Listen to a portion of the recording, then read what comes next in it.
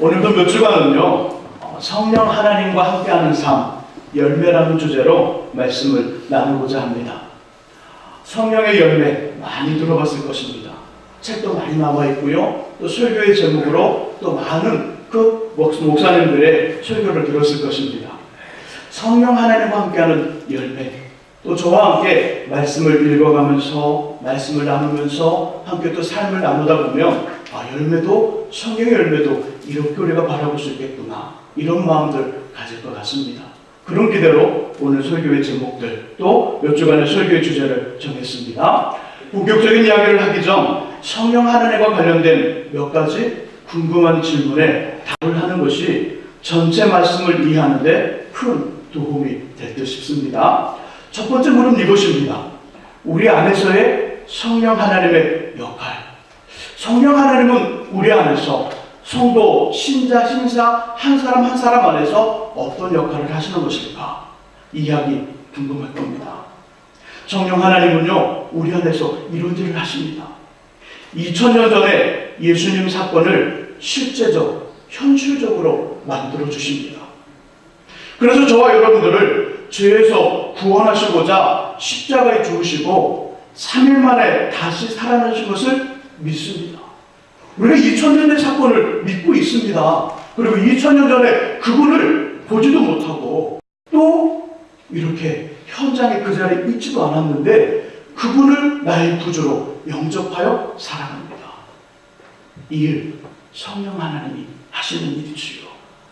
계속해서요, 믿음을 방해하는 많은 유혹과 시험이 찾아옵니다. 믿음의 삶을 살아갈 때 많은 유혹이 찾아올 때 성령 하나님은 우리 안에서 자꾸 불을 지펴주듯이 신앙을 위한 불꽃, 은혜의 불을 유지시켜 주시지요. 결국 믿음의 장애물을 극복하고요, 더 큰 신앙을 갖게 합니다. 그리고 예수님의 말과 행동, 마음과 삶을 닮아가는 성화, 열매를 맺게 하시지요. 두 번째 질문은요, 성령의 열매와 은사와 관련된 것입니다. 성령의 은사가 있고 성령의 열매가 있습니다. 성령께서 모두 다 두 가지 다를 주시지만 은사와 열매는 다릅니다.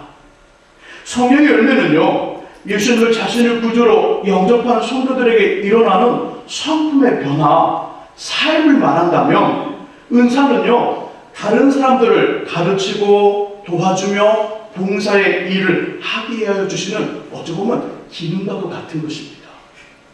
성경에는요, 성령의 열매가 몇 가지 나올까요?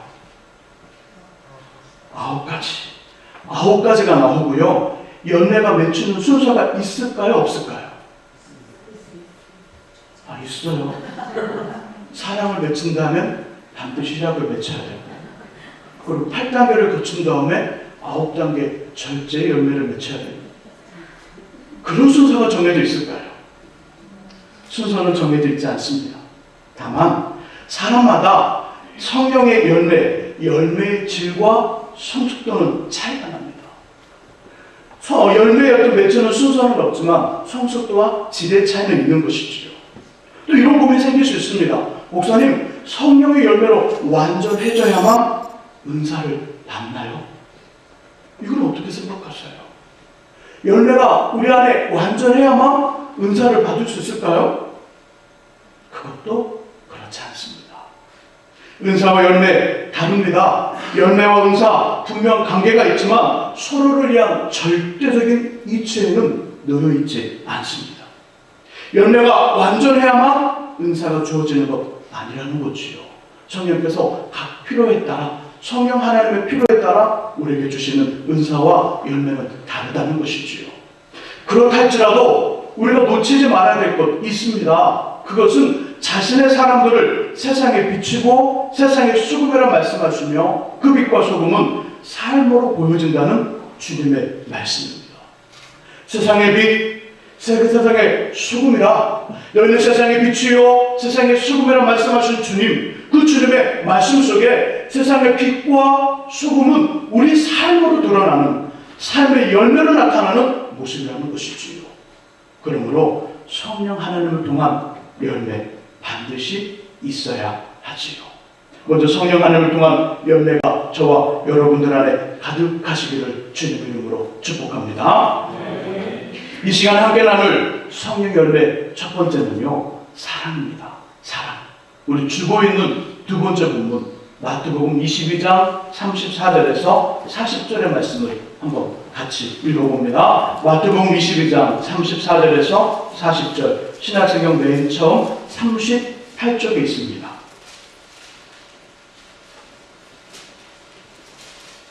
마태복음 22장 34절에서 40절 한 절 한 절씩 번갈아 가면서 읽으시고요. 마지막 40절은 같이 읽겠습니다. 제가 먼저 34절 읽습니다. 예수께서 사두개인들로 대답할 수 없게 하셨다함을 바리새인들이 듣고 모였는데,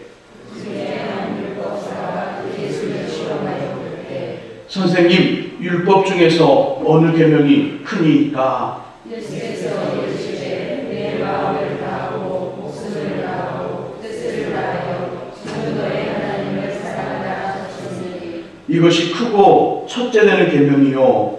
둘째도 그와 같이 내 이웃을 내 자신같이 사랑하라 하셨으니. 같이 읽습니다. 이 두 계명이 온 율법과 선지자의 강령이니라.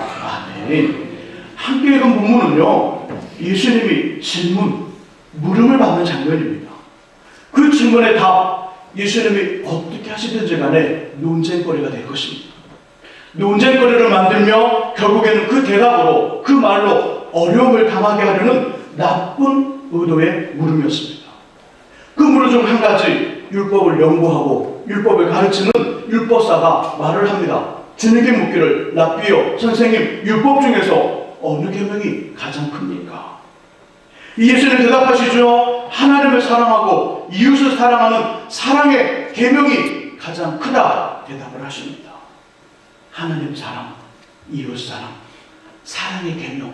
이 사랑의 계명이 오늘 우리가 나누고 있는 성령 하나님과 함께하는 삶, 열매 첫 번째 주제와 깊은 관련이 있습니다.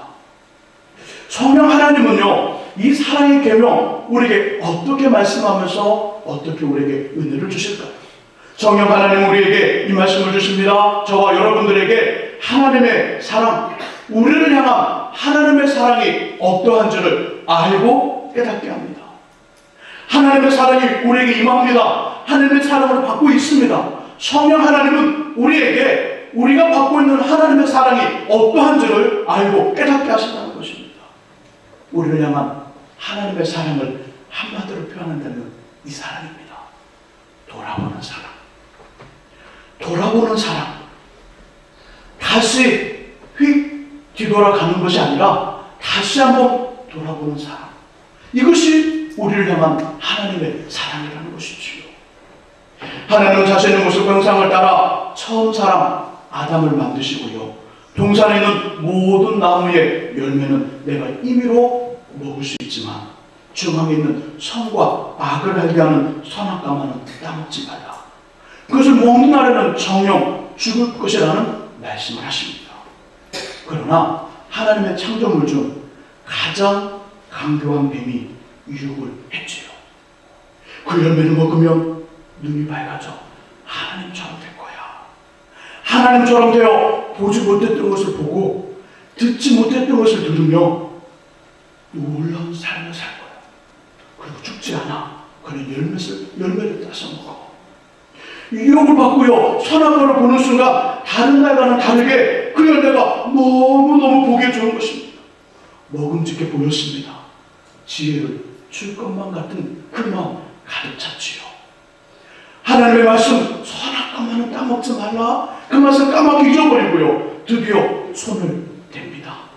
그리고 하나씩 따서 아담과 하와는 사이좋게 먹었습니다. 그 순간 하나님 말씀이 기억났지요. 눈이 밝아져 벌거벗었다는 것을 알게 됩니다. 그 다음은 수치심이 찾아왔습니다. 가릴 수 없는 부끄러운 마음 때문에 무화과 나무 잎으로 치마를 만들어 입고요, 하나님을 피하여 큰 나무 뒤에 숨었지요. 그때 하나님의 음성이 그들에게 들려옵니다. 제가 창세기 3장 8절과 9절을 읽어보겠습니다. 주님의 음성, 하는 성입니다. 잘 들어보시기 바랍니다. 그들이 그날 바람이 불 때 동산에 거니시는 여호와 하나님의 소리를 듣고 아담과 그의 아내가 여호와 하나님의 낯을 피하여 동산 나무 사이에 숨은지라. 여호와 하나님이 아담을 부르시며 그에게 이르시되 내가 어디 있느냐? 내가 어디 있느냐? 아담아, 아담아, 아담아, 어디 있느냐? 어디 있냐고 부르시는 하나님은 진짜 아담이 어디 있는 줄 모르셨을까요? 아담이 어디 있는지 몰라 하나님은 지금 동상 중앙에 동상을 거니시면서 아담아, 아담아, 나의 아들 아담아, 아담아, 어디 있느냐 찾으셨을까요? 정말 몰랐을까요? 이들이 자신의 말을 어기고요 선악을 알게 하는 그 열매, 선악과를 따먹은 것도 분명히 알았을 것입니다.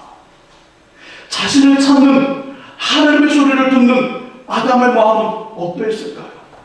하나님은 분명히 아담이 나무 뒤에 숨었다는 걸 알고 있습니다. 선악과를 따먹었다는 것도 알고 있습니다. 하지만 모르는 척, 하나님이 모르는 척 어디 있냐고 물으셨습니다. 왜일까요? 하나님 왜 알고 계시면서 모르는 척 아담의 이름을 부르며 어디 있냐고 물으셨을까요? 그 이유는 아담 때문입니다. 아담 때문. 뱀의 유혹을 받아 선악과를 보는 순간 다른 때와는 다르게 먹음직도 하고 보암직도 하며 죄를 깰 만큼 탐스러워 하나님의 말씀을 어기고 먹었지만 그 후에 찾아온 죄책감과 어떻게 이 문제를 해결할 수 있을까? 자신에게는 전혀 방법이 없는 두려움으로 겁을 내고 있는 아담을 보호하게 한 하나님의 배려입니다. 아담을 보호하게 한 하나님의 배려, 마음이라는 것이지. 딱딱한 이쪽 벽과 저쪽 벽이 부딪히면 어떻게 될까요? 두 벽 딱딱합니다. 날카롭습니다. 이 두 벽이 꽉 부딪히며 요란한 소리와 함께 상처가 심하게 납니다. 죄를 범한 아담의 두려운 마음의 벽과 동산의 모든 것을 주고 내가 원하는 대로 할 수 있으니 할 수 있으나 단 하나 선악과만을 먹지 말라 했는데 그걸 하나 못 지키고 어떻게 따먹을 수 있느냐, 그 마음으로 가는 하나님의 실망, 괘씸함, 믿었던 사람에게 당한 배신, 이 앞에서 치를 떠는 분노의 벽, 아담의 두려운 마음의 벽과 하나님의 분노의 벽이 꽝 부딪히면 어떤 일이 생길까요? 하나님은 끝을 봐야 됩니다. 하나님은 끝을 봐야 되고요. 그 앞에 아담은 상상할 수 없는 결과를 당하게 됩니다. 하나님 그것을 아신 거예요. 둘 사이에 아담과 자신 사이에 내가 어디 있느냐, 아담아 아담아 내가 어디 있느냐 묻는 그 물음이라는 폭신폭신한 스펀지, 수치노프를 만든 것입니다. 그래서 자신도 그리고 아담도 다시 손을 잡을 수 있는 여지가 생긴 것이지요. 그 여지를 통해 범죄한 아담은 자신을 찾고 부르시는 하나님 앞에 나무 뒤를 버리고요 나온 것이고요. 하나님 또한 그들을 용서하시고 짐승을 잡아 가죽으로 옷을 만들어 아담과 하에게 입혀주신 것입니다. 저와 여러분들을 향한 하나님의 돌아봄의 사랑입니다. 돌아봄의 사랑. 신약성경에서도요 이 사랑은 계속 발견되어지지요. 어느 날 예수님이 제자들에게 사람들이 나를 누구라고 하느냐 묻습니다. 제자들은 답을 했지요. 어떤 사람은 새 요한이라고 합니다. 어떤 사람은 엘리야, 또 어떤 사람은 에레미야나 선자 중에 한 사람이라고 이야기합니다. 그래, 그러면 너희는 나를 누구라 하느냐? 사람들이 이야기 말고 다른 사람들의 말 말고 너희는 나를 누구라고 하느냐? 그 질문을 던졌습니다. 이 물음에 제자들은 머뭇거렸습니다. 그때 한 사람 베드로가 나를 하시오. 주님은 그리스도시요 살아계시는 하나님의 아들이십니다. 이 대답에 예수님은요 매우 기뻐하셨습니다. 그리고 베드로에게 칭찬을 주시죠. 너의 고백 위에 나의 교회를 세우리라. 계속해서 베드로는요, 주님과 함께 산에 올라가 세상에서 볼 수 없는 깨끗함과 화려함으로 변화하시는 예수님을 봅니다. 와, 어떻게 이 땅에서 변화하신 예수님을 보았을까요? 그 곁에 모세가 서 있습니다. 그 곁에 엘리야가 서 있습니다. 모세와 엘리야 그 사이에 변화하신 예수님이 서 있는 그 광경을 목격합니다. 어느 날은요, 유대인들이 모여 집회를 여는 회당의 대표인 야이로의 딸이 이독하다는 말을 듣고 예수님과 함께 급히 신방을 가는데요, 12년 동안 피가 멈추지 않는 이 여인, 혈루증 환자가 주님의 옷자락을 만지자 깨끗이 병이 낫는 놀라운 일을 경험합니다. 사람도 웅성거리기 시작했죠. 예수님 자신의 몸에서 능력이 나간 것을 알고요, 누가 나에게 손을 대었느냐고 주변을 둘러보며 찾으셨습니다. 그 물음에, 그 찾음에 베드로가 이렇게 말하지요. 사람들이 이렇게 많은데 손을 댄 사람을 어떻게 찾을 수 있습니까? 주님, 그냥 가시지요. 그냥 가시지요. 이 말을 했지만 주님은 결국 혈루병이 나온 여인을 찾아 그 여인의 믿음을 칭찬해 주십니다. 그때 해당장 야이로의 집에서 아이가 죽었다는 급한 전갈이 도착합니다. 그러나 주님은 전혀 아랑곳하지 않으시고요, 이 아이로의 집에 가셔서 울고 있는 사람들에게 아이는 죽은 것이 아니라 잔다, 이렇게 말씀하시고요, 야고보와 요한 그리고 베드로, 그 아이의 부모님만을 누워있는 아이의 방으로 데리고 가 깨어 그 아이를 살려주십니다. 예수님이 로마 군인들에게 잡히시기 전 마지막 식사를 하는 자리에서 누군가 나를 팔 것이니 그는 이 땅에 태어나지 않은 것이 더 나았겠다는 말씀과 너희가 다 나를 버릴 것이라는 충격적인 이야기를 하십니다. 그때도 베드로는 이렇게 대답합니다. 모든 사람이 다 주를 버릴지라도 나는 버리지 않을 것입니다. 아니, 내가 오늘 밤 닭이 울기 전 3번 나를 부인할 거야. 정말 그날 밤 주님은 군인들에게 잡혔고요, 유대인의 대제사장 앞에서 조사를 받았습니다. 예수님의 조사받는 자리, 너무나도 걱정이 되고요, 궁금해서 아는 사람을 통해서 대제사장의 집안으로 갔습니다. 웬일입니까? 그 자리에 나를 아는, 베드로를 아는 사람이 있었습니다. 그들이 말을 하죠. 너도 저 사람의 제자가 아니냐? 너도 저 사람의 제자가 아니냐? 너의 말을 들어보니 저 사람의 제자 맞다. 이 말을 듣게 되고요, 베드로는 깜짝 놀라 말을 합니다. 나는 전혀 모르는 사람입니다. 저 사람은 죄인 아닙니까? 나는 모릅니다. 3번 부인했습니다.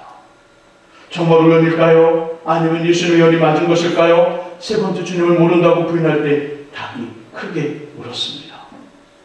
이렇게 주님 십자가에 죽어졌고요, 나는 예전의 삶처럼 물고기를 잡으러 고향으로 돌아갔습니다. 밤이 새도록 그물질을 했지만 고기는 전혀 보이지 않았으며 저 만지에서 한 청년이 배 오른편에 그물을 던지라는 말을 합니다. 왠지 모르는 중압감에 이끌려 배 오른편에 그물을 던져 매우 많은 물고기를 그날 잡았습니다. 사람들이 말을 합니다. 만지에 계시는 청년은 입니다. 예수님 말에 나는 더 물속에 들어가 다시 살아나지 않았습니다. 우리 함께 아침 식사를 했고요, 식사는 나에게 묻습니다.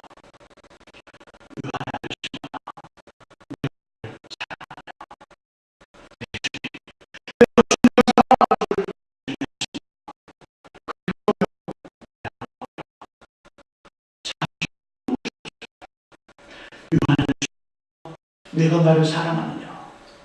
내 주님, 내가 주님을 사랑하는 줄 주님이 아십니다. 그래, 그러면 내 양을 치라. 그리고 주님은 동일한 이야기로 또 물으셨습니다. 요한의 아들 시몬아, 내가 나를 사랑하느냐? 내 주님, 내가 주님을 사랑하는 줄 주님이 아십니다. 그래, 그러면 내 양을 먹이라. 요한의 아들 시몬에게 주님은 왜 3번씩이나 동일한 것을 물으셨을까요? 왜 그 질문을 하셨을까요? 사람들은 주를 다 버릴지라도 나는 절대 그렇게 하지 않겠습니다. 자신 있게 말하던 베드로에게 오늘 밤 닭 울기 전 내가 나를 3번이나 모른다고 부인할 것이다. 예언해 주신 그대로 행했던 베드로를 더 괴롭히기 위해서 그랬을까요? 너는 나와 함께 많은 기적을 경험하지 않았느냐? 변화산 사건도, 또 야이로의 딸을 살리는 것도, 혈병을 앓는 그 여인을 고친 사건도 많은 걸 경험하지 않았느냐? 내가 너에게 예언하지 않았느냐? 오늘 이 밤 닭이 울기 전 3번 나를 부인할 것이다. 이 예언을 해줬는데 그 예언 그대로 너가 나를 대신했구나. 그 의미를 더하여 베드로를 괴롭히기 위해서 3번씩 동일한 질문을 하셨을까요? 아니면 심리적으로 더 압박하게 한 의도인가요? 아니면 아직도 베드로가 제가 잘못했습니다 말하지 않아서일까요? 분명한 것은요, 주님을 부인하고요, 닭 울음소리에 베드로는 밖으로 나가 심하게 통곡하며 회개했습니다. 그리고 예수님이 죽으신 후 3일 만에 다시 살아날 것이라는 것을 분명히 알고 있었음에도 주님을 다시 볼 면목이 없어 그 자리를 피하여 고향으로 내려왔던 것입니다. 이런 것을 예수님이 분명히 알고 계실 텐데 왜 동일한 질문을 3번씩이나 하셨을까요? 누구 때문에요? 베드로 때문입니다. 닭울음소리를 내고요, 닭음소리를 들으며 밖에 나가 통곡하며 회개했지만 아직도 가시지 않는 주님을 향한 미안함, 숭고함, 죄송함, 그리고 나는 이 정도밖에 되지 않아 스스로 자신을 책망하며 가슴을 치는 베드로를 향한 예수님의 배려라는 것이죠. 예수님의 배려 때문에 베드로를 향하여 3번씩이나 동일한 질문, 동일한 이야기를 하셨다는 것입니다.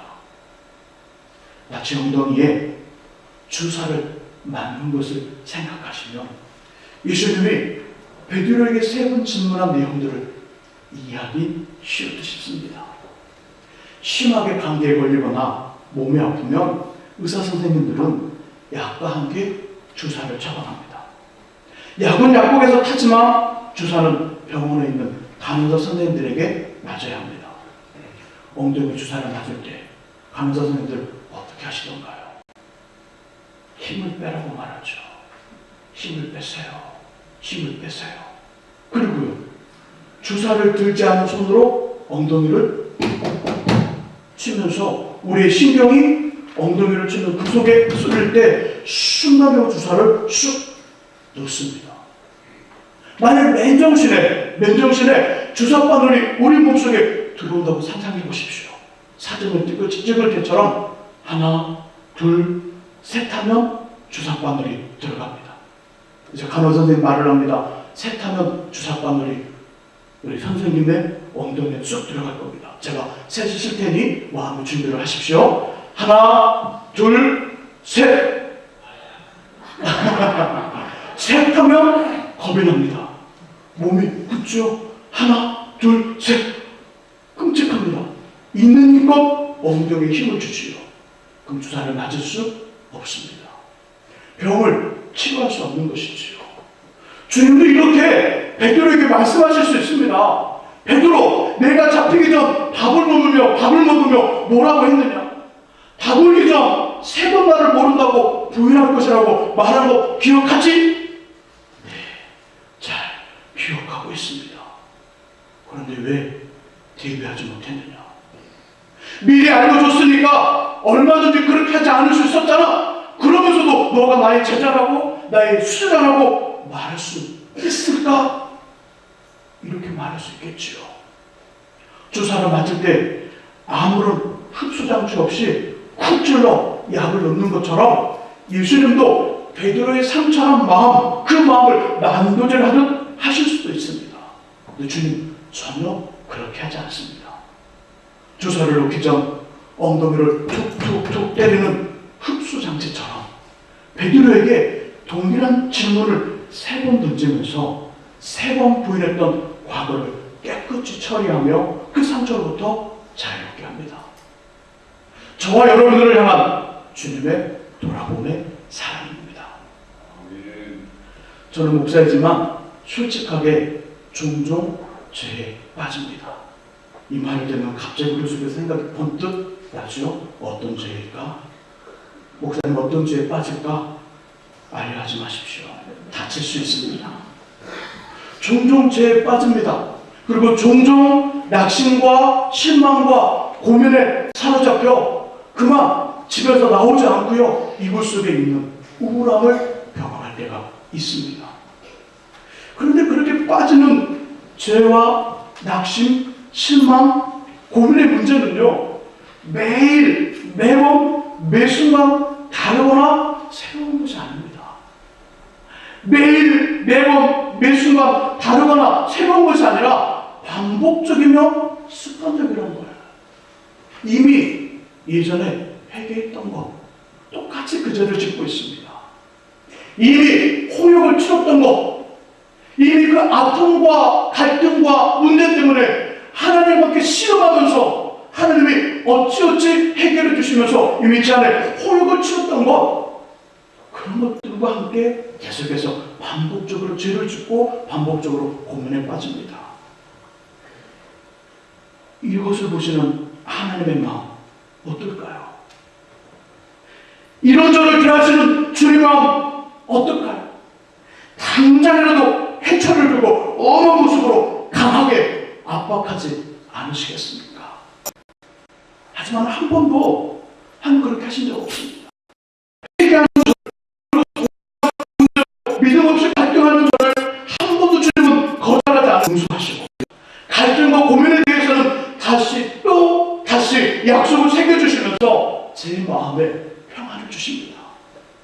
혹시 무서운 해초리를 들어야 한다면 감당할 수 있을 정도로만, 제가 견디고 남을 수 있을 정도로만, 그리고 그 시간이 지나면 해초리를 잃었던 것을 다시 회복하여 주십니다. 우리를 향한 하나님의 돌아봄의 사랑입니다. 성령 하나님은 저와 여러분들에게 이 사랑을 알게 하십니다. 하나님의 사랑을 알게 하십니다. 저의 고백이 돌아봄의 사랑을 하나님의 사랑으로 고백한다면 여러분들은 다른 고백을 할 것입니다. 목사님, 저는 그거와 좀 다른 사랑을 경험하고 있습니다. 그 하나님의 사랑, 우리 하나님의 사랑을 알고 깨닫게 하시는 분이 성령 하나님이라시는 거죠. 하나님의 돌아봄의 사랑이 우리 가슴에 꼭 새겨 기억되시기를 주님의 이름으로 부탁드립니다. 동시에 성령 하나님은요, 하나님의 사랑을 우리에게 알고 깨닫게 하시면서 동시에 한 가지 더 주십니다. 무엇을 주시냐면 우리에게 돌아봄의 사랑을 베푸시는 하나님을 사랑하라. 하나님을 사랑하라고 하십니다. 우리 부분 37절과 38절을 읽어봅니다. 본문 37절과 38절 읽으시면서 하나님을 어떻게 사랑해야 하는지를 찾아보시기 바랍니다. 우리 마태복음 22장 37절과 38절 같이 읽습니다. 예수께서 이르시되 내 마음을 다하고 목숨을 다하고 뜻을 다하여 주 너의 하나님을 사랑하라 하셨으니 이것이 크고 첫째 되는 계명이요. 아멘. 자, 하나님을 사랑하되 어떻게 사랑하라고요? 맞습니다. 마음을 다하고 목숨을 다하며 뜻을 다하여, 한마디로 표현한다면 전심으로 사랑하라. 하나님을 사랑하되 전심으로 마음과 목숨과 뜻을 다하여 하나님을 사랑하라. 어떻게 그렇게 사랑할 수 있을까요? 한 주간 어떻게 이렇게 사랑할 수 있을까 고민하며 묵상하다가 금요 신학 기도회 때 선생님 찬양 인도하는데 그 찬양곡 중에 답이 있었습니다.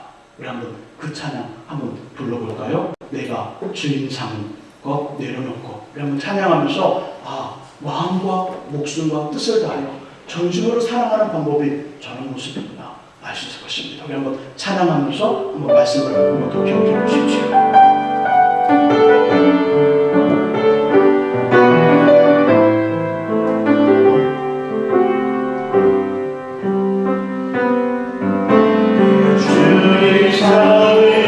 모든 것 내려놓고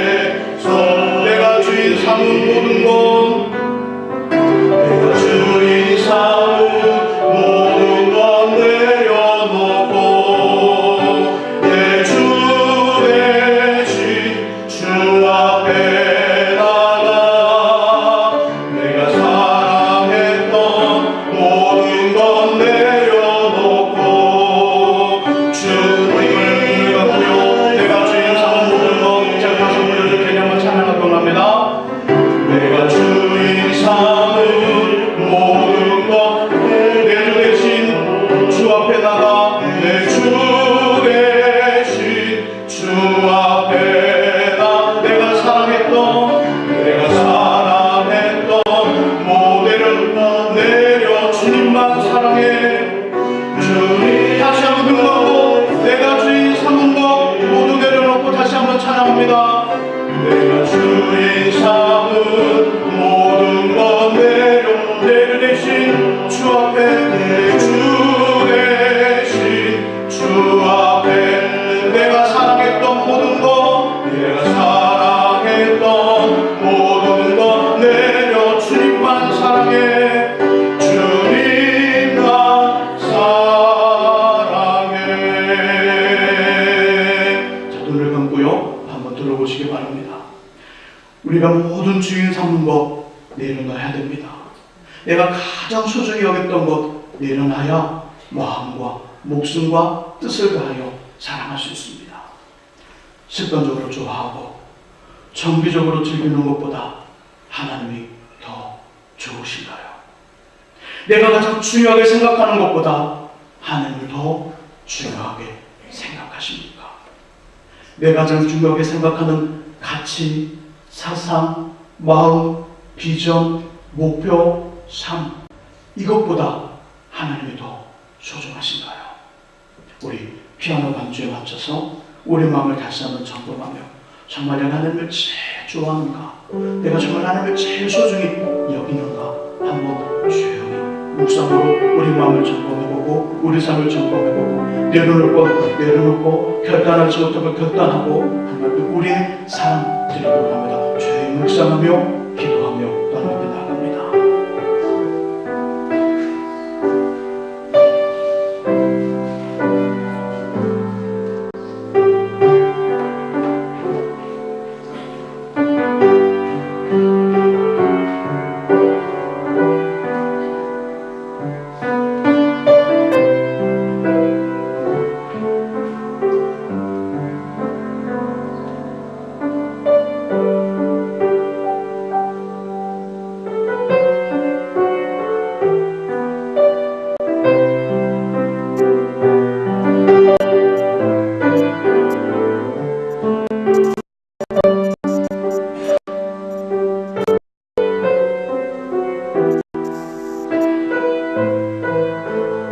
하나님 아버지, 우리가 좋아하는 것 그것보다 하나님을 더 좋아해야 되는데 그러지 못했습니다.